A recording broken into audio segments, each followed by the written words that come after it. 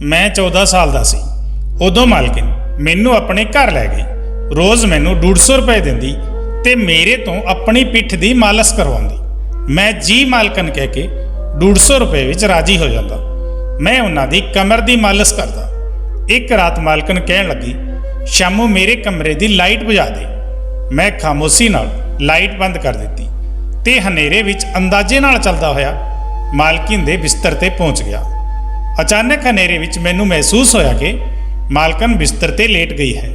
मैं मालकन दे वल हथ वधाउंदा कि मालकन ने मेरा हथ फड़ लिया ते फिर मेरे नाल जो किता मेरी रूह कंब गई। मेरा दिल बुरी तरह नाल धड़कन लग्या ते मेरे लिए हरकत करना मुश्किल हो गया सी। मैं अंदर तक हिल गया सी क्योंकि मालकिन ने मेरे हथ बुरी तरह नाल कंब रहे सी। मैं जिस उम्र तो लंघ रहा सी ਇਹ ਸਮਾਂ ਇੱਕ ਮੁੰਡੇ ਲਈ ਬਹੁਤ ਅਹਿਮ ਹੁੰਦਾ ਹੈ। ਅਜੇ ਵਿੱਚ ਕਿਸੇ ਦੀ ਮਾਲਿਸ਼ ਕਰਨਾ ਤੇ ਉਹ ਵੀ ਇੱਕ ਜਵਾਨ ਔਰਤ ਦੀ ਮੇਰੇ ਲਈ ਕਿਸੇ ਅਜ਼ਮਾਇਸ਼ ਤੋਂ ਘੱਟ ਨਹੀਂ ਸੀ। ਜਦੋਂ ਮਾਲਕਿਨ ਨੇ ਮੈਨੂੰ ਆਪਣੀ ਕਮਰ ਦੀ ਮਾਲਿਸ਼ ਕਰਨ ਨੂੰ ਕਿਹਾ ਤਾਂ ਮੈਂ ਕੁਝ ਦੇਰ ਤਾਂ ਉਹਨਾਂ ਨੂੰ ਹੈਰਾਨੀ ਨਾਲ ਦੇਖਦਾ ਹੀ ਰਹਿ ਗਿਆ। ਮੈਂ ਇਹ ਕਿਵੇਂ ਕਰ ਸਕਦਾ ਸੀ? ਇਹ ਗੱਲ ਬਹੁਤ ਸ਼ਰਮ ਦੀ ਸੀ। ਪਰ ਮੇਰੇ ਪਾਪਾ ਨੇ ਕਿਹਾ ਸੀ, ਮਾਲਕਨ ਦੀ ਕਿਸੇ ਵੀ ਗੱਲ ਨੂੰ ਮਨਾ ਨਾ ਕਰੀ। ਉਹ ਬਹੁਤ ਵੱਡੀ ਰਹਿਮ ਦਿਲ ਔਰਤ ਹੈ। ਜੇ ਤੂੰ ਇਸ ਦੇ ਦਿਲ ਵਿੱਚ ਜਗ੍ਹਾ ਬਣਾ ਲਈ ਤਾਂ ਤਨਖਾਹ ਤੋਂ ਜ਼ਿਆਦਾ ਪੈਸੇ ਵੀ ਦੇ ਦੇਵੇਗੀ। ਪੈਸੇ ਉਹਨਾਂ ਨੇ ਮੈਨੂੰ ਦੇ ਦਿੱਤੇ ਸੀ, ਉਹ ਵੀ ਪੂਰੇ 150 ਰੁਪਏ, ਤੇ ਕਿਹਾ ਇਹ ਪੈਸੇ ਸਿਰਫ ਤੇਰੇ ਹਨ। ਮੈਂ ਖੁਸ਼ ਵੀ ਹੋਇਆ ਸੀ। ਪਰ ਜਦੋਂ ਉਹਨਾਂ ਨੇ ਕਿਹਾ ਕਿ ਮੇਰੀ ਕਮਰ ਤੇ ਤੇਲ ਦੀ ਮਾਲਿਸ਼ ਕਰ ਦੇ ਤਾਂ ਮੈਂ ਹੈਰਾਨ ਹੋ ਗਿਆ ਸੀ। ਉਹਨਾਂ ਦਾ ਮੂੰਹ ਦੇਖਣ ਲੱਗਿਆ। ਉਹ ਕਿਵੇਂ ਇੱਕ ਮੁੰਡੇ ਤੋਂ ਮਾਲਿਸ਼ ਕਰਵਾ ਸਕਦੀ ਸੀ? ਮੈਂ ਕੁਝ ਨਹੀਂ ਕਿਹਾ, ਪਰ ਮੈਂ ਉਸ ਸਮੇਂ ਬਹੁਤ ਹੀ ਬੁਰੀ ਤਰ੍ਹਾਂ ਨਾਲ ਘਬਰਾ ਗਿਆ ਸੀ। ਉਹ ਮੈਨੂੰ ਆਪਣੇ ਕਮਰੇ ਵਿੱਚ ਲੈ ਗਈ ਤੇ ਫਿਰ ਬੈੱਡ ਤੇ ਲੇਟ ਗਈ ਤੇ ਮੈਨੂੰ ਕਹਿਣ ਲੱਗੇ ਕਿ ਉਸ ਦੀ ਕਮਰ ਦੇ ਤੇਲ ਲਗਾ ਦੇਵੇ। ਜਦੋਂ ਮੈਂ ਉਹਨਾਂ ਦੀ ਕਮਰ ਤੋਂ ਕਮੀਜ਼ ਉੱਪਰ ਕੀਤਾ ਤਾਂ ਇੱਕਦਮ ਨਾਲ ਅੱਖਾਂ ਬੰਦ ਕਰ ਲਈਆਂ। ਜੋ ਤੇਲ ਉਹਨਾਂ ਨੇ ਮੈਨੂੰ ਦਿੱਤਾ, ਮੈਂ ਉਹ ਅੱਖਾਂ ਬੰਦ ਕਰਕੇ ਹੱਥ ਤੇ ਥੋੜਾ ਜਿਹਾ ਲਿਆ ਤੇ ਉਹਨਾਂ ਦੀ ਕਮਰ ਤੇ ਲਗਾਉਣ ਲੱਗਿਆ। ਮੇਰੀ ਕੋਸ਼ਿਸ਼ ਇਹ ਸੀ ਕਿ ਸਾਰਾ ਧਿਆਨ ਆਪਣੇ ਕੰਮ ਤੇ ਲਗਾਵਾਂ। ਮੈਂ ਆਪਣੀਆਂ ਨਜ਼ਰਾਂ ਨੂੰ ਇੱਕ ਵਾਰ ਵੀ ਉਹਨਾਂ ਦੀ ਕਮਰ ਵੱਲ ਨਹੀਂ ਉਠਾਇਆ, ਬਸ ਨਜ਼ਰ ਝੁਕਾਈ ਉਹਨਾਂ ਦੀ ਮਾਲਿਸ਼ ਕਰਦਾ ਸੀ।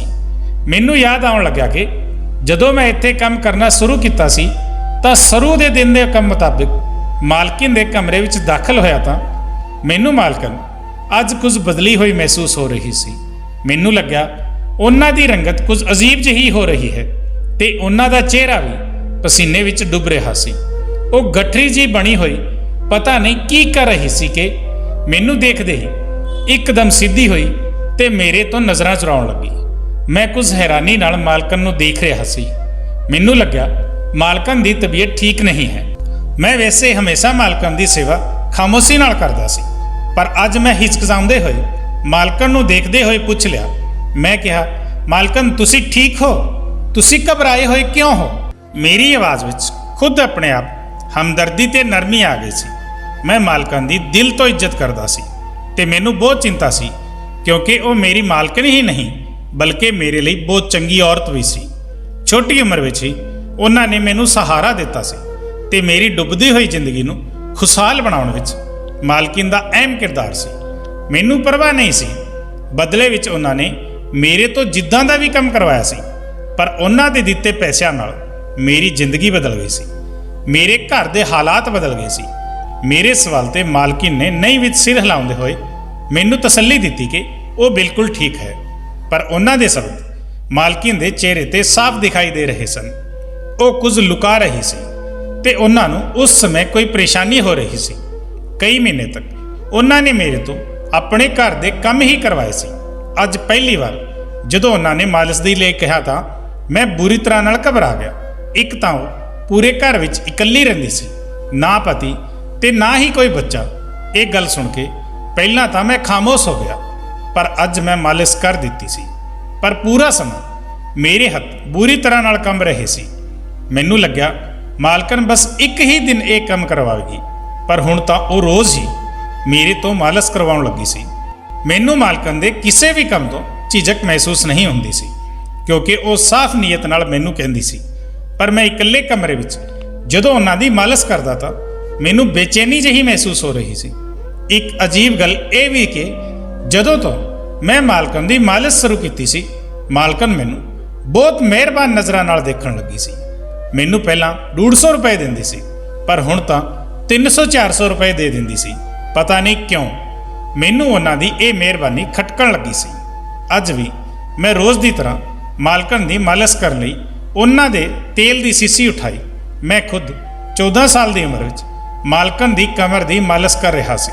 ਸ਼ੁਰੂ ਵਿੱਚ ਮੈਨੂੰ ਇਹ ਕੰਮ ਬਹੁਤ ਸ਼ਰਮਿੰਦਾ ਕਰਦਾ ਸੀ ਤੇ ਉਲਝਣ ਵੀ ਮਹਿਸੂਸ ਕਰਦਾ ਸੀ। ਮੈਨੂੰ ਮਾਲਕਿਨ ਤੇ ਬਹੁਤ ਗੁੱਸਾ ਆਉਂਦਾ ਸੀ ਕਿ ਪਤਾ ਨਹੀਂ ਉਹ ਮੈਨੂੰ ਕਿੱਦਾਂ ਦੇ ਕੰਮ ਦਿੰਦੀ ਹੈ, ਪਰ ਮੇਰੀ ਮਜਬੂਰੀ ਸੀ ਕਿਉਂਕਿ ਮੈਨੂੰ ਪੈਸੇ ਚਾਹੀਦੇ ਸੀ ਤੇ ਮਾਲਕਨ ਮੈਨੂੰ ਰੋਜ਼ ਉਸ ਕੰਮ ਦੇ ਬਦਲੇ 400-500 ਰੁਪਏ ਦਿੰਦੀ ਸੀ। ਇਸ ਲਈ ਮੈਂ ਚੁੱਪਚਾਪ ਮਾਲਕਿਨ ਦਾ ਇਹ ਕੰਮ ਕਰਦਾ ਰਿਹਾ। ਇਹ ਤਾਂ ਬਹੁਤ ਬਾਅਦ ਵਿੱਚ ਮੇਰੇ ਸਾਹਮਣੇ ਇਹ ਗੱਲ ਖੁੱਲੀ ਸੀ ਕਿ ਮਾਲਕਨ ਮੇਰੇ ਤੋਂ ਇਹ ਕੰਮ ਕਿਉਂ ਲੈਂਦੀ ਸੀ। ਮੈਂ ਮਾਲਿਸ਼ ਕਰਕੇ ਉਹ ਤੇਲ ਉਠਾ ਕੇ ਮਾਲਕਨ ਦੇ ਬਿਸਤਰ ਤੇ ਬੈਠਿਆ। ਅਚਾਨਕ ਮਾਲਕਨ ਮੈਨੂੰ ਬੋਲੀ ਕਿ ਸ਼ਾਮੂ ਲਾਈਟ ਬੰਦ ਕਰ ਦੇ। ਮੈਂ ਹੈਰਾਨੀ ਨਾਲ ਮਾਲਕਨ ਨੂੰ ਦੇਖਣ ਲੱਗਿਆ। ਫਿਲਹਾਲ ਮੈਂ ਲਾਈਟ ਬੰਦ ਕਰ ਦਿੱਤੀ ਤੇ ਹਨੇਰੇ ਵਿੱਚ ਅੰਦਾਜ਼ੇ ਨਾਲ ਚੱਲਦਾ ਹੋਇਆ ਮਾਲਕਨ ਦੇ ਬਿਸਤਰ ਤੇ ਪਹੁੰਚ ਗਿਆ। ਅਚਾਨਕ ਹਨੇਰੇ ਵਿੱਚ ਮੈਨੂੰ ਮਹਿਸੂਸ ਹੋਇਆ ਕਿ ਮਾਲਕਨ ਬਿਸਤਰ ਤੇ ਲੇਟ ਗਈ ਹੈ। ਮੈਂ ਮਾਲਕਨ ਦੇ ਵੱਲ ਹੱਥ ਵਧਾਉਂਦਾ ਕਿ ਮਾਲਕਨ ਨੇ ਰੋਕ ਦਿੱਤਾ ਤੇ ਮੇਰਾ ਹੱਥ ਫੜ ਕੇ ਮੈਨੂੰ ਜੋ ਗੱਲ ਕਹੀ ਮੇਰੇ ਹੋਸ਼ ਉੱਡ ਗਈ। ਮੇਰਾ ਦਿਲ ਬੁਰੀ ਤਰ੍ਹਾਂ ਨਾਲ ਧੜਕਣ ਲੱਗਿਆ ਤੇ ਮੈਂ ਆਪਣੀ ਜਗ੍ਹਾ ਤੇ ਬੈਠਾ ਦਾ ਬੈਠਾ ਹੀ ਰਹਿ ਗਿਆ। ਮੇਰੇ ਲਈ ਹਰਕਤ ਕਰਨਾ ਮੁਸ਼ਕਿਲ ਹੋ ਰਿਹਾ ਸੀ। ਮੈਂ ਮਾਲਕਨ ਦੀ ਗੱਲ ਸੁਣ ਕੇ ਅੰਦਰ ਤੱਕ ਹਿੱਲ ਗਿਆ ਸੀ। ਮੈਂ ਪੰਜਾਬ ਦੇ ਇੱਕ ਪਿੰਡ ਵਿੱਚ ਰਹਿੰਦਾ ਸੀ। ਅਸੀਂ ਬਹੁਤ ਗਰੀਬ ਸੀ। ਮੈਂ 14 ਸਾਲ ਦਾ ਸੀ, ਇਸ ਲਈ ਮੇਰੇ ਲਈ ਕੰਮ ਲੱਭਣਾ ਜਾਂ ਕਮਾਉਣਾ ਮੁਸ਼ਕਲ ਸੀ। ਮੈਂ ਬਚਪਨ ਤੋਂ ਆਪਣੇ ਮਾਂ-ਬਾਪ ਨੂੰ ਮੁਸ਼ਕਲ ਜ਼ਿੰਦਗੀ ਗੁਜ਼ਾਰਦਾ ਦੇਖ ਰਿਹਾ ਸੀ। ਉਹ ਗਰੀਬੀ ਦਾ ਸ਼ਿਕਾਰ ਸੀ ਤੇ ਮੈਂ ਉਹਨਾਂ ਦੀ ਮਦਦ ਨਹੀਂ ਕਰ ਪਾ ਰਿਹਾ ਸੀ। ਮੇਰਾ ਬਸ ਨਹੀਂ ਚੱਲ ਰਿਹਾ ਸੀ ਕਿ ਕਿਸੇ ਤਰ੍ਹਾਂ ਪੈਸੇ ਜਮ੍ਹਾਂ ਕਰਕੇ ਉਹਨਾਂ ਅੱਗੇ ਦੁਨੀਆ ਦੀ ਹਰ ਚੀਜ਼ ਦਾ ਢੇਰ ਲਗਾ ਦੇਵਾਂ। ਮੈਂ ਕਾਮਯਾਬ ਇਨਸਾਨ ਬਣ ਕੇ ਆਪਣੇ ਮਾਂ-ਬਾਪ ਦੀ ਮਦਦ ਕਰਨਾ ਚਾਹੁੰਦਾ ਸੀ ਤੇ ਉਹਨਾਂ ਨੂੰ ਚੰਗੀ ਜ਼ਿੰਦਗੀ ਦੇਣਾ ਚਾਹੁੰਦਾ ਸੀ। ਇਸ ਲਈ ਪੜ੍ਹਾਈ ਕਰਨਾ ਮੇਰੀ ਇੱਛਾ ਸੀ, ਕਿਉਂਕਿ ਮੈਂ ਜਾਣਦਾ ਸੀ ਕਿ ਪੜ੍ਹਾਈ ਕਰਕੇ ਹੀ ਮੈਂ ਕਾਮਯਾਬ ਹੋ ਸਕਦਾ ਹਾਂ। ਪਰ ਮੇਰੇ ਕੋਲ ਪੜ੍ਹਾਈ ਕਰਨ ਲਈ ਵੀ ਪੈਸੇ ਨਹੀਂ ਸੀ। ਸਾਡੇ ਘਰ ਵਿੱਚ ਖਾਣਾ ਪੀਣਾ ਵੀ ਬਹੁਤ ਮੁਸ਼ਕਿਲ ਨਾਲ ਹੁੰਦਾ ਸੀ। ਪਰ ਮੈਂ ਜਾਣਦਾ ਸੀ ਕਿ ਜੇ ਮੈਂ ਆਪਣਾ ਇਹ ਸ਼ੌਂਕ ਜ਼ਾਹਿਰ ਕਰ ਦਿੱਤਾ ਤਾਂ ਯਕੀਨਨ ਮੇਰੇ ਮਾਂ-ਬਾਪ ਆਪਣੀ ਜ਼ਿੰਦਗੀ ਨੂੰ ਮੁਸ਼ਕਿਲ ਵਿੱਚ ਪਾ ਕੇ ਵੀ ਮੈਨੂੰ ਪੜ੍ਹਾਉਂਦੇ। ਤੇ ਮੈਂ ਇੰਨਾ ਖੁਦਗਰਜ਼ ਨਹੀਂ ਸੀ। ਮੈਂ ਆਪਣਾ ਸ਼ੌਂਕ ਆਪਣੇ ਅੰਦਰ ਹੀ ਦਬਾ ਦਿੱਤਾ ਸੀ ਤੇ ਇਹ ਗੱਲ ਮੈਨੂੰ ਹੋਰ ਵੀ ਜ਼ਿਆਦਾ ਉਦਾਸ ਕਰਦੀ ਸੀ। ਇਹ ਉਹਨਾਂ ਦਿਨਾਂ ਦੀ ਗੱਲ ਹੈ ਜਦੋਂ ਮੇਰੀ ਜ਼ਿੰਦਗੀ ਵਿੱਚ ਮਾਲਕਨ ਆਈ ਸੀ ਤੇ ਮਾਲਕਨ ਬਹੁਤ ਜਵਾਨ ਔਰਤ ਸੀ ਤੇ ਇਕੱਲੀ ਰਹਿੰਦੀ ਸੀ। ਉਹਨਾਂ ਦੇ ਪਤੀ ਨੇ ਉਸ ਨੂੰ ਤਲਾਕ ਦੇ ਦਿੱਤਾ ਸੀ ਤੇ ਉਹਨਾਂ ਦਾ ਕੋਈ ਬੱਚਾ ਵੀ ਨਹੀਂ ਸੀ। ਮਾਲਕਨ ਕੋਲ ਬਹੁਤ ਪੈਸੇ ਸੀ, ਪਰ ਉਹ ਇਕੱਲੀ ਰਹਿੰਦੀ ਸੀ। ਉਹਨਾਂ ਦੀ ਬਹੁਤ ਸਾਰੀ ਜ਼ਮੀਨ ਸਾਡੇ ਪਿੰਡ ਵਿੱਚ ਵੀ ਸੀ। ਮਾਲਕਨ ਨੂੰ ਆਪਣੀ ਜ਼ਮੀਨ ਲਈ ਕੋਈ ਜ਼ਰੂਰੀ ਕੰਮ ਪੈ ਗਿਆ। ਉਹਨਾਂ ਦਾ ਸਾਡੇ ਪਿੰਡ ਵਿੱਚ ਆਉਣਾ ਹੋਇਆ ਤੇ ਉਹਨਾਂ ਨੇ ਮੈਨੂੰ ਘੁੰਮਦੇ ਹੋਏ ਦੇਖਿਆ ਤੇ ਮੈਨੂੰ ਪੁੱਛਿਆ ਕਿ ਮੈਂ ਸਕੂਲ ਕਿਉਂ ਨਹੀਂ ਗਿਆ ਤੇ ਪੜ੍ਹਦਾ ਕਿਉਂ ਨਹੀਂ ਹਾਂ। ਮੈਂ ਉਦਾਸੀ ਨਾਲ ਉਹਨਾਂ ਨੂੰ ਆਪਣੇ ਹਾਲਾਤ ਦੱਸੇ ਤੇ ਕਿਹਾ ਕਿ ਮੈਂ ਆਪਣੇ ਹਾਲਤ ਦੀ ਵਜ੍ਹਾ ਨਾਲ ਨਹੀਂ ਪੜ੍ਹ ਸਕਦਾ। ਜੇ ਮੈਂ ਪੜ੍ਹਾਈ ਕਰਾਂਗਾ ਤਾਂ ਸਾਡੇ ਘਰ ਵਿੱਚ ਖਾਣਾ ਪੀਣਾ ਖਤਮ ਹੋ ਜਾਵੇਗਾ। ਮੇਰੀ ਗੱਲ ਤੇ ਮਾਲਕਨ ਕਿਸੇ ਸੋਚ ਵਿੱਚ ਡੁੱਬ ਗਈ ਸੀ। ਫਿਰ ਮੇਰੇ ਘਰ ਆ ਕੇ ਮੇਰੇ ਮਾਂ-ਬਾਪ ਨਾਲ ਗੱਲ ਕੀਤੀ ਤੇ ਕਿਹਾ ਕਿ ਉਹਨਾਂ ਨੂੰ ਘਰ ਦੇ ਛੋਟੇ-ਮੋਟੇ ਕੰਮਾਂ ਲਈ ਮੇਰੀ ਉਮਰ ਦੇ ਮੁੰਡੇ ਦੀ ਹੀ ਜ਼ਰੂਰਤ ਹੈ। ਮੇਰੇ ਮਾਂ-ਬਾਪ ਹੁਣ ਸੋਚ ਰਹੇ ਸੀ ਕਿ ਆਪਣੇ ਘੱਟ ਉਮਰ ਦੇ ਮੁੰਡੇ ਨੂੰ ਕਿਵੇਂ ਛੋਟੀ ਜਿਹੀ ਉਮਰ ਵਿੱਚ ਕੰਮ ਤੇ ਲਗਾ ਦਿੰਦੇ ਤੇ ਸ਼ਾਇਦ ਉਹ ਲੋਕ ਸੋਚ ਰਹੇ ਸੀ ਕਿਤੇ ਮੈਂ ਉਹਨਾਂ ਨੂੰ ਗਲਤ ਨਾ ਸਮਝ ਬੈਠਾ।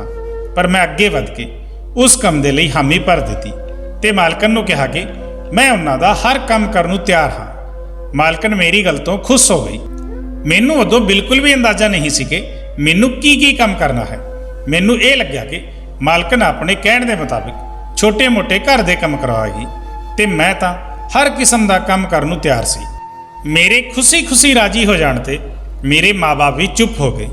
ਮਾਲਕਿਨ ਨੇ ਮੇਰੇ ਮਾਂ-ਬਾਪ ਨੂੰ ਚੰਗੇ ਖਾਸੇ ਪੈਸੇ ਫੜਾ ਦਿੱਤੇ ਤੇ ਵਿਸ਼ਵਾਸ ਦਿੱਤਾ ਕਿ ਉਹ ਹਰ ਮਹੀਨੇ ਸਮੇਂ ਤੇ ਪੈਸੇ ਭੇਜ ਦਿਆ ਕਰੇਗੀ ਤਾਂ ਕਿ ਸਾਡੇ ਘਰ ਦੇ ਹਾਲਾਤ ਵੀ ਚੰਗੇ ਹੋ ਜਾਣ।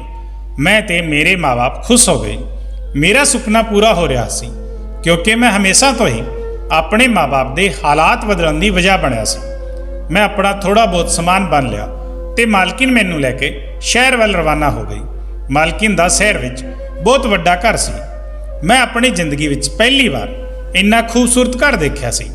ਮਾਲਕਿਨ ਨੇ ਮੈਨੂੰ ਰਹਿਣ ਲਈ ਇੱਕ ਅਲੱਗ ਕਮਰਾ ਦੇ ਦਿੱਤਾ। ਉਹ ਕਮਰਾ ਬਹੁਤ ਛੋਟਾ ਸੀ ਪਰ ਬਹੁਤ ਚੰਗਾ ਜਿਹਾ ਸੈੱਟ ਕੀਤਾ ਹੋਇਆ ਸੀ। ਉਸ ਕਮਰੇ ਵਿੱਚ ਮਹਿੰਗਾ ਫਰਨੀਚਰ ਲੱਗਿਆ ਹੋਇਆ ਸੀ ਤੇ ਇਦਾਂ ਲੱਗ ਰਿਹਾ ਸੀ ਜਿਵੇਂ ਉਹ ਕਮਰਾ ਮੇਰੇ ਹਿਸਾਬ ਨਾਲ ਹੀ ਤਿਆਰ ਕੀਤਾ ਗਿਆ ਹੋਵੇ। ਮਾਲਕਿਨ ਨੇ ਮੈਨੂੰ ਛੋਟੇ-ਮੋਟੇ ਕੰਮ ਸਮਝਾਏ, ਜਿਸ ਵਿੱਚ ਉਹਨਾਂ ਦੀ ਗੱਡੀ ਤੇ ਰੋਜ਼ ਕੱਪੜਾ ਮਾਰ ਦੇਣਾ, ਰਾਤ ਦੇ ਸਮੇਂ ਉਹਨਾਂ ਨੂੰ ਦੁੱਧ ਦੇ ਨਾਲ ਪਾਣੀ ਦੇਣਾ, 3 ਸਮੇਂ ਖਾਣੇ ਦੇ ਭਾਂਡੇ ਧੋਣਾ ਵਗੈਰਾ ਵਗੈਰਾ। ਮੇਰੇ ਵਰਗੇ ਹਾਲਾਤਾਂ ਦੇ ਮਾਰੇ ਹੋਏ ਮੁੰਡੇ ਲਈ ਇਹ ਕੰਮ ਬਹੁਤ ਆਸਾਨ ਸੀ। ਮਾਲਕਿਨ ਦੇ ਘਰ ਖਾਣਾ ਬਾਹਰ ਤੋਂ ਬਣਿਆ ਬਣਾਇਆ ਆਉਂਦਾ ਸੀ ਤੇ ਮਾਲਕਿਨ ਮੈਨੂੰ ਵੀ ਆਪਣੇ ਨਾਲ ਹੀ ਖਾਣਾ ਖਵਾਉਂਦੀ ਸੀ। ਮਾਲਕਿਨ ਨੇ ਮੈਨੂੰ ਚੰਗੇ ਚੰਗੇ ਕੱਪੜੇ ਤੇ ਜੁੱਤੇ ਵੀ ਖਰੀਦ ਕੇ ਦਿੱਤੇ। ਮਾਲਕਿਨ ਦੀ ਮਿਹਰਬਾਨੀ ਇੱਥੇ ਹੀ ਖਤਮ ਨਹੀਂ ਹੋਈ, ਬਲਕਿ ਉਹਨਾਂ ਨੇ ਮੈਨੂੰ ਦੱਸਿਆ ਕਿ ਉਹ ਜਲਦੀ ਮੇਰਾ ਕਿਸੇ ਚੰਗੇ ਸਕੂਲ ਵਿੱਚ ਦਾਖਲਾ ਵੀ ਕਰਵਾਏਗੀ ਤਾਂ ਕਿ ਮੈਂ ਆਪਣੀ ਪੜ੍ਹਾਈ ਕਰ ਸਕਾਂ। ਮੈਂ ਬਹੁਤ ਖੁਸ਼ ਹੋ ਗਿਆ। ਮੈਨੂੰ ਲੱਗ ਰਿਹਾ ਸੀ ਜਿਵੇਂ ਮੈਂ ਇੱਥੇ ਕੰਮ ਕਰਨ ਲਈ ਨਹੀਂ ਆਇਆ, ਬਲਕਿ ਮੈਨੂੰ ਮਾਲਕਨ ਨੇ ਗੋਦ ਲਿਆ ਹੈ। ਪਰ ਜਿਵੇਂ ਹੀ ਰਾਤ ਹੋਈ, ਮਾਲਕਨ ਨੇ ਮੈਨੂੰ ਆਪਣੇ ਕਮਰੇ ਵਿੱਚ ਬੁਲਾਇਆ ਤੇ ਮੈਨੂੰ ਇੱਕ ਖੁਸ਼ਬੂ ਵਾਲੀ ਸੀਸੀ ਫੜਾ ਕੇ ਕਿਹਾ ਕਿ ਮੇਰੀ ਮਾਲਿਸ਼ ਕਰ ਦੇ। ਮੈਂ ਸਿਰ ਹਿਲਾ ਦਿੱਤਾ ਤੇ ਜਲਦੀ ਨਾਲ ਤੇਲ ਦੀ ਸੀਸੀ ਲੈ ਕੇ ਮਾਲਕਿਨ ਦੇ ਪੈਰਾਂ ਦੇ ਕੋਲ ਬੈਠ ਗਿਆ। ਮੈਨੂੰ ਲੱਗਿਆ ਕਿ ਮੈਨੂੰ ਮਾਲਕਿਨ ਦੇ ਪੈਰਾਂ ਦੀ ਮਾਲਿਸ਼ ਕਰਨੀ ਹੋਵੇਗੀ ਤੇ ਮੈਂ ਇਹ ਖੁਸ਼ੀ ਨਾਲ ਕਰਨ ਨੂੰ ਤਿਆਰ ਸੀ। ਪਰ ਮਾਲਕਿਨ ਨੇ ਰੋਕ ਕੇ ਮੈਨੂੰ ਆਪਣੀ ਰੀੜ੍ਹ ਦੀ ਹੱਡੀ ਦੇ ਨੀਚੇ ਮਾਲਿਸ਼ ਕਰਨ ਨੂੰ ਕਿਹਾ। ਮੈਂ ਘਬਰਾ ਗਿਆ ਸੀ। ਮੈਨੂੰ ਇਹ ਕੰਮ ਕਰਦੇ ਹੋਏ ਸ਼ਰਮ ਵੀ ਆ ਰਹੀ ਸੀ ਤੇ ਉਲਝਣ ਵੀ ਹੋ ਰਹੀ ਸੀ। ਪਰ ਜਿਵੇਂ ਤਿਵੇਂ ਮੈਂ ਮਾਲਕਨ ਦੀ ਮਾਲਿਸ਼ ਕਰ ਦਿੱਤੀ ਤੇ ਫਿਰ ਉੱਠ ਕੇ ਕਮਰੇ ਤੋਂ ਚਲਾ ਗਿਆ। ਮੈਨੂੰ ਲੱਗਿਆ ਕਿ ਉਹ ਸਫ਼ਰ ਕਰਕੇ ਆਈ ਹੈ, ਇਸ ਲਈ ਥੱਕ ਗਈ ਹੋਵੇਗੀ ਤੇ ਮੇਰੇ ਤੋਂ ਮਾਲਿਸ਼ ਕਰਵਾ ਲਈ। ਪਰ ਇਹ ਮੇਰੀ ਗਲਤਫਹਿਮੀ ਸੀ। ਮੇਰੀ ਅਗਲੀ ਸਵੇਰ ਬਹੁਤ ਸਕੂਨ ਨਾਲ ਲੰਘੀ ਸੀ। ਮੈਂ ਖੇਡਦੇ ਖੇਡਦੇ ਉਹ ਸਾਰੇ ਕੰਮ ਕਰ ਦਿੱਤੇ ਜੋ ਮਾਲਕਿਨ ਨੇ ਮੈਨੂੰ ਸਮਝਾਏ ਸੀ। ਮੈਂ ਬਹੁਤ ਚੁਸਤ ਸੀ, ਇਸ ਲਈ ਆਪਣਾ ਹਰ ਕੰਮ ਤੇਜ਼ੀ ਨਾਲ ਕਰ ਦਿੰਦਾ ਸੀ। ਪਰ ਜਿਵੇਂ ਹੀ ਰਾਤ ਹੋਈ, ਫਿਰ ਤੋਂ ਉਸੇ ਤਰ੍ਹਾਂ ਮਾਲਕਿਨ ਨੇ ਮੈਨੂੰ ਕਮਰੇ ਵਿੱਚ ਬੁਲਾਇਆ ਤੇ ਮੈਨੂੰ ਉਹੀ ਤੇਲ ਦੀ ਸੀਸੀ ਫੜਾ ਦਿੱਤੀ। ਮੈਂ ਇਹ ਸੋਚ ਕੇ ਪਰੇਸ਼ਾਨ ਹੋ ਗਿਆ ਕਿ ਮੈਨੂੰ ਅੱਜ ਵੀ ਮਾਲਕਨ ਦੀ ਮਾਲਿਸ਼ ਕਰਨੀ ਪਵੇਗੀ। ਲੱਤਾਂ ਦੇ ਪੈਰਾਂ ਦੀ ਹੱਦ ਤੱਕ ਤਾਂ ਠੀਕ ਸੀ। ਮਾਲਕਨ ਜਿੱਥੇ ਮੇਰੇ ਤੋਂ ਮਾਲਿਸ਼ ਕਰਵਾਉਂਦੀ ਸੀ, ਮੈਨੂੰ ਉਹ ਉਲਝਣ ਵਿੱਚ ਪਾ ਰਿਹਾ ਸੀ। ਮੈਂ ਅੱਜ ਵੀ ਜਿਵੇਂ ਤਿਵੇਂ ਮਾਲਕਨ ਦੀ ਮਾਲਿਸ਼ ਕੀਤੀ ਤੇ ਉਹਨਾਂ ਨੂੰ ਦੇਖਣ ਲੱਗਾ ਤੇ ਉਹ ਸਕੂਨ ਨਾਲ ਸੋ ਰਹੀ ਸੀ। ਮੈਨੂੰ ਸਮਝ ਵਿੱਚ ਨਹੀਂ ਆ ਰਿਹਾ ਸੀ ਕਿ ਆਖਰ ਮਾਲਕਨ ਨੂੰ ਇਸ ਨਾਲ ਕੀ ਹਾਸਲ ਹੁੰਦਾ ਹੈ। ਮਾਲਕਨ ਦੀ ਹਰਕਤ ਮੈਨੂੰ ਉਹਨਾਂ ਤੋਂ ਡਰਾ ਰਹੀ ਸੀ। 3 ਦਿਨ ਗੁਜ਼ਰੇ ਕਿ ਮਾਲਕਨ ਨੇ ਮੇਰਾ ਇੱਕ ਚੰਗੇ ਸਕੂਲ ਵਿੱਚ ਦਾਖਲਾ ਕਰਵਾ ਦਿੱਤਾ। ਮੈਂ ਮਾਲਕਨ ਦਾ دیਵਾਨਾ ਹੋ ਰਿਹਾ ਸੀ, ਪਰ ਮਾਲਕਨ ਦੀ ਮਾਲਿਸ਼ ਕਰਨਾ ਮੈਨੂੰ ਬੁਰਾ ਲੱਗਦਾ ਸੀ। ਮਾਲਕਿਨ ਨੇ ਇਹ ਸਿਲਸਿਲਾ ਬਣਾ ਲਿਆ ਸੀ।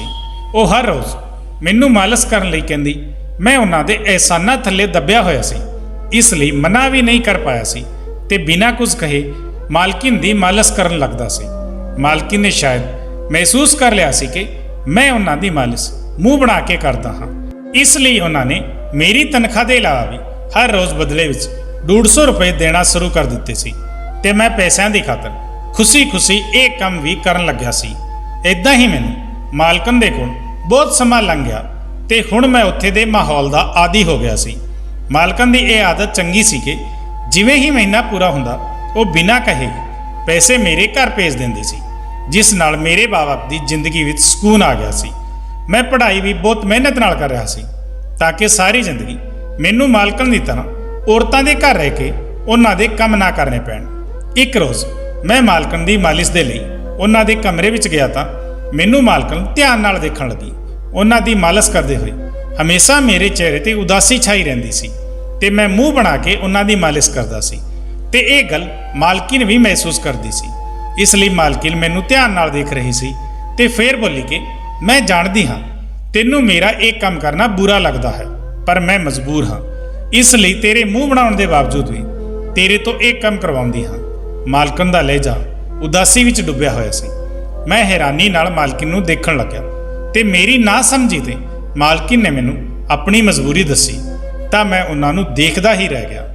ਸ਼ਰਮਿੰਦਗੀ ਨਾਲ ਮੇਰਾ ਬੁਰਾ ਹਾਲ ਹੋ ਗਿਆ। ਮਾਲਕਿਨ ਨੇ ਦੱਸਿਆ ਕਿ ਉਹਨਾਂ ਨੂੰ ਰੀੜ੍ਹ ਦੀ ਹੱਡੀ ਦੀ ਦਿੱਕਤ ਹੈ, ਜਿਸ ਦੀ ਵਜ੍ਹਾ ਨਾਲ ਉਹ ਰਾਤ ਨੂੰ ਮਾਲਿਸ਼ ਕੀਤੇ ਬਿਨਾਂ ਸੋ ਨਹੀਂ ਸਕਦੀ। ਇਸ ਕੰਮ ਲਈ ਮਾਲਿਕ ਨੇ ਨਰਸ ਕੁੜੀ ਵੀ ਰੱਖਣ ਦੀ ਕੋਸ਼ਿਸ਼ ਕੀਤੀ ਸੀ, ਪਰ ਸਾਰੀ ਕੋਈ ਨਾ ਕੋਈ ਬਹਾਨਾ ਬਣਾ ਕੇ ਜਲਦੀ ਮਾਲਿਸ਼ ਕਰ ਦਿੰਦੇ ਤੇ ਕਦੇ-ਕਦੇ ਮਾਲਿਸ਼ ਕੀਤੇ ਬਿਨਾਂ ਹੀ ਚਲੀ ਜਾਂਦੀ। ਮਜਬੂਰ ਹੋ ਕੇ ਹੀ ਮਾਲਕਨ ਨੇ ਮੈਨੂੰ ਕੰਮ ਤੇ ਰੱਖਿਆ ਸੀ ਤੇ ਮੇਰੇ ਤੇ ਇੰਨੇ ਅਹਿਸਾਨ ਕੀਤੇ ਸੀ ਤਾਂ ਕਿ ਮੈਂ ਉਹਨਾਂ ਦੀ ਮਾਲਿਸ਼ ਕਰਦੇ ਹੋਏ ਮਨਾ ਨਾ ਕਰਾਂ। ਮਾਲਕਿਨ ਇੰਨਾ ਦੱਸ ਕੇ ਖਾਮੋਸ਼ ਹੋ ਗਈ ਸੀ ਤੇ ਮੈਂ ਮਾਲਕਿਨ ਦੀ ਗੱਲ ਤੇ ਬੁਰੀ ਤਰ੍ਹਾਂ ਨਾਲ ਸ਼ਰਮਿੰਦਾ ਹੋ ਗਿਆ ਸੀ। ਮੈਨੂੰ ਆਪਣੇ ਵਰਤਾਵ ਤੇ ਅਫਸੋਸ ਹੋ ਰਿਹਾ ਸੀ। ਜਿਸ ਔਰਤ ਨੇ ਮੇਰੇ ਤੇ ਇੰਨੇ ਅਹਿਸਾਨ ਕੀਤੇ ਸੀ, ਮੈਂ ਉਸ ਦੇ ਅਹਿਸਾਨਾਂ ਦਾ ਬਦਲਾ ਵੀ ਨਹੀਂ ਉਤਾਰ ਪਾਇਆ। ਉਸ ਦਿਨ ਦੇ ਬਾਅਦ ਮੈਂ ਪੂਰੇ ਦਿਲ ਨਾਲ ਮਾਲਕਨ ਦੀ ਮਾਲਿਸ਼ ਕਰਦਾ ਸੀ ਤੇ ਕਦੇ ਮੂੰਹ ਨਹੀਂ ਬਣਾਉਂਦਾ ਸੀ। ਮਾਲਕਨ ਮੇਰੇ ਤੋਂ ਖੁਸ਼ ਰਹਿਣ ਲੱਗੀ। ਹੁਣ ਮੈਂ ਜਵਾਨ ਹੋ ਗਿਆ ਸੀ ਤੇ ਮਾਲਕਨ ਬਹੁਤ ਬੁੱਢੀ ਹੋ ਚੁੱਕੀ ਸੀ। ਇੱਕ ਦਿਨ ਮੈਂ ਮਾਲਕਨ ਦੀ ਮਾਲਿਸ਼ ਕਰਨ ਲਈ ਕਮਰੇ ਵਿੱਚ ਗਿਆ ਤਾਂ ਮਾਲਕਨ ਦੀ ਹਾਲਤ ਬਹੁਤ ਖਰਾਬ ਲੱਗ ਰਹੀ ਸੀ। ਮੇਰੀ ਪੁੱਛਣ ਤੇ ਵੀ ਮਾਲਕਿਨ ਮੈਨੂੰ ਦੱਸਣ ਨੂੰ ਤਿਆਰ ਨਹੀਂ ਹੋ ਰਹੀ ਸੀ। ਜਦੋਂ ਮੈਂ ਮਾਲਿਸ਼ ਕਰਨ ਲੱਗਿਆ ਤਾਂ ਪਹਿਲੀ ਵਾਰ ਮਾਲਕਿਨ ਨੇ ਮੈਨੂੰ ਲਾਈਟ ਬੁਝਾਉਣ ਨੂੰ ਕਿਹਾ ਸੀ। ਮੈਂ ਹੈਰਾਨ ਹੋ ਗਿਆ, ਪਰ ਮੈਂ ਉਹਨਾਂ ਦੇ ਕਹਿਣ ਤੇ ਅਮਲ ਕੀਤਾ ਤੇ ਉਹਨਾਂ ਦੇ ਕੋਲ ਬੈਠ ਗਿਆ। ਉਸ ਸਮੇਂ ਮਾਲਕਿਨ ਨੇ ਮੇਰਾ ਹੱਥ ਫੜ ਕੇ ਮੈਨੂੰ ਕਿਹਾ ਕਿ ਅੱਜ ਮੇਰੀ ਤਬੀਅਤ ਬਹੁਤ ਖਰਾਬ ਹੋ ਰਹੀ ਹੈ ਤੇ ਮੇਰੇ ਦਿਲ ਵਿੱਚ ਤਕਲੀਫ ਹੋ ਰਹੀ ਹੈ। ਮੈਨੂੰ ਲੱਗਦਾ ਹੈ ਕਿ ਮੇਰਾ ਸਮਾਂ ਨੇੜੇ ਆ ਚੁੱਕਿਆ ਹੈ। ਮਾਲਕਨ ਦੀ ਗੱਲ ਸੁਣ ਕੇ ਮੈਨੂੰ ਖੁਦ ਠੰਡੇ ਪਸੀਨੇ ਆਉਣ ਲੱਗੇ ਸੀ। ਮੈਂ ਚੁੱਪਚਾਪ ਬੈਠਾ ਸੀ। ਮਾਲਕਨ ਬੋਲੀ ਕਿ ਤੇਰੀ ਖਿਦਮਤ ਨੇ ਮੇਰਾ ਦਿਲ ਜਿੱਤ ਲਿਆ ਹੈ। ਜੇ ਮੇਰਾ ਕੋਈ ਬੱਚਾ ਹੁੰਦਾ ਤਾਂ ਤੂੰ ਹੀ ਹੁੰਦਾ। ਮੈਂ ਹੁਣ ਤੈਨੂੰ ਹੀ ਆਪਣਾ ਮੁੰਡਾ ਸਮਝਦੀ ਹਾਂ। ਮੈਂ ਆਪਣੀ ਜਾਇਦਾਦ ਤੇਰੇ ਨਾਂ ਕਰ ਦਿੱਤੀ ਹੈ। ਆਪਣਾ ਧਿਆਨ ਰੱਖੀ। ਮਾਲਕਨ ਨੇ ਇੰਨਾ ਕਿਹਾ ਤੇ ਉਹਨਾਂ ਦਾ ਹੱਥ ਨੀਚੇ ਡਿੱਗ ਪਿਆ। ਮੈਂ ਜਲਦੀ ਨਾਲ ਉੱਠ ਕੇ ਲਾਈਟ ਜਗਾ ਦਿੱਤੀ ਤੇ ਮਾਲਕਿਨ ਨੂੰ ਦੇਖਿਆ ਤੇ ਜਲਦੀ ਨਾਲ ਡਾਕਟਰ ਨੂੰ ਫੋਨ ਕੀਤਾ। ਮਾਲਕਿਨ ਬਿਲਕੁਲ ਬੇਜਾਨ ਹੋ ਗਈ ਸੀ। ਡਾਕਟਰ ਨੇ ਆ ਕੇ ਚੈੱਕਅਪ ਕੀਤਾ ਤੇ ਮੈਨੂੰ ਮਾਲਕਿਨ ਦੇ ਮਰ ਜਾਣ ਦੀ ਵਜ੍ਹਾ ਪੁੱਛੀ। ਮੈਨੂੰ ਬਹੁਤ ਵੱਡਾ ਸਦਮਾ ਪਹੁੰਚਿਆ ਸੀ।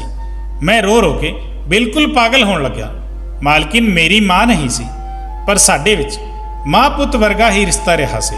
ਉਹਨਾਂ ਦੇ ਵਕੀਲ ਨੇ ਅਗਲੇ ਹੀ ਦਿਨ ਉਹਨਾਂ ਦੀ ਪੂਰੀ ਜਾਇਦਾਦ ਮੈਨੂੰ ਸੌਂਪ ਦਿੱਤੀ। ਮੈਂ ਆਪਣੇ ਆਪ ਬਹੁਤ ਹੀ ਅਮੀਰ ਹੋ ਚੁੱਕਿਆ ਹਾਂ ਤੇ ਆਪਣੀ ਮਾਲਕਨ ਦੇ ਘਰ ਵਿੱਚ ਰਹਿੰਦਾ ਹਾਂ। ਮੇਰੇ ਮਾਂ-ਬਾਪ ਵੀ ਮੇਰੇ ਕੋਲ ਰਹਿੰਦੇ ਹਨ। ਮੇਰੀ ਜ਼ਿੰਦਗੀ ਬਹੁਤ ਹੀ ਚੰਗੀ ਹੋ ਗਈ ਹੈ। ਮੇਰੀ ਮਾਲਕਨ ਬਹੁਤ ਹੀ ਚੰਗੀ ਔਰਤ ਹੈ। ਤਾਂ ਦੋਸਤੋ, ਇਸ ਬਾਰੇ ਤੁਹਾਡੇ ਕੀ ਵਿਚਾਰ ਹਨ? ਆਪਣੇ ਕੀਮਤੀ ਵਿਚਾਰ ਕਮੈਂਟ ਜ਼ਰੂਰ ਕਰਨਾ।